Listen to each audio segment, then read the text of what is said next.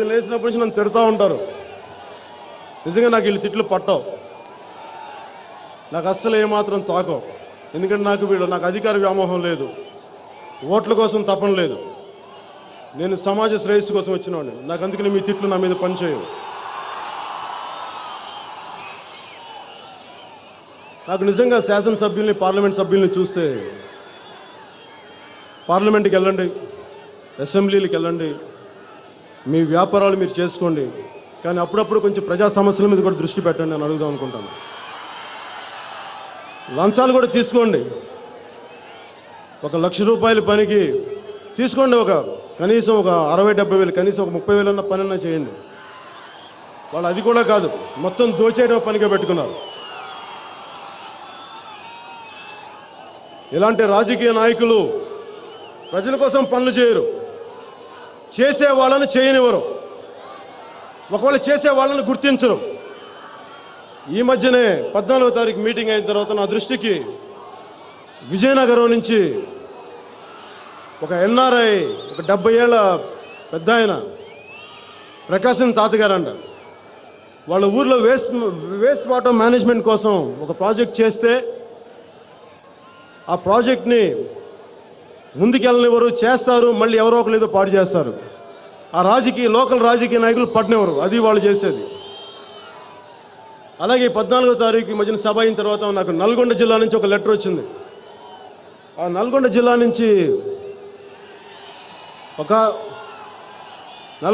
నుంచి ఒక ఆయన లెటర్ రాస్తూ,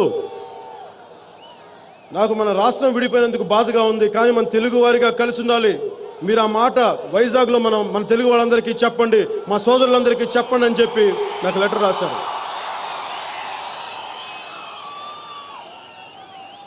ఆయన ఇంకొక మాట కూడా రాశారు, ప్రజలకి మేలు చేసే రాజకీయ నాయకుల్ని ఈ రాజకీయ పార్టీలు గుర్తించవు, ఎప్పుడు అవకాశవాదంగా వాళ్ళకి కాళ్ళకు మడుగులెత్తే రాజకీయ నేతలనే గుర్తిస్తారని.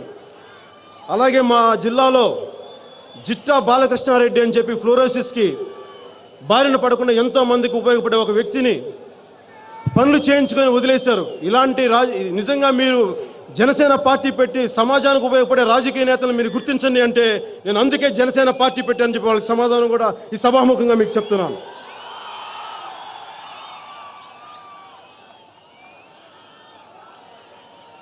నాకు రోజువారీ న్యూస్లో కానీ టీవీలో కానీ కనిపించాలని నాకు దూరం లేదు, నాకు అలాంటి సరదా కూడా లేదు.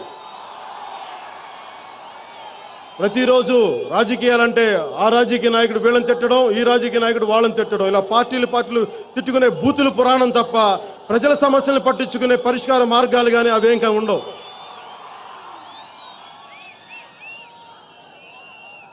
మొన్న నేను 14ని అనౌన్స్ చేసినప్పుడు నా రాజకీయ రంగ ప్రవేశం గురించి, జనసేన పార్టీ ఆవిర్భావం గురించి అందరికీ నేను ఇచ్చిన క్లారిటీ సరిపోలేదన్నారు. కరెక్టే, క్లారిటీ సరిపోవడానికి నేను వచ్చి ఎన్నికల్లో పాల్గొనడానికో లేదంటే ఓట్ల కోసం నేను రాలేదు. రాజకీయ వ్యవస్థలో సమూలమైన మార్పులు తీసుకురావడానికి నేను రాజకీయాల్లోకి వచ్చాను.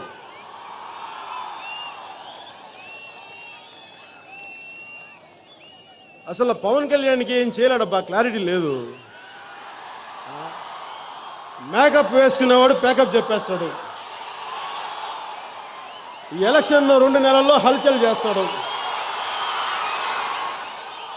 అబ్బా, పొలిటికల్ మైండ్ లేదబ్బా అబ్బాయికి. వాళ్ళకి చెప్పండి, మనకి పొలిటికల్ మైండ్ లేకపోతే మనందరం ఇక్కడ నిలబడగలమా, మనం ఒకరినొకరు కూర్చొని మాట్లాడగలమా? అంటే దానికోసం కద్దరు బట్టలు వేసుకోవాలా? నేను వేసుకోను, ఇష్టం వస్తే వేసుకుంటా, అంతేగాని మీరు చెప్పినట్టు కద్దరు బట్టలు వేసుకొని రాజకీయాలు చేయడానికి నేను రాలేదు. కద్దరు అనేది గుండెల్లో ఉంది, ఒంటి మీద కాదు.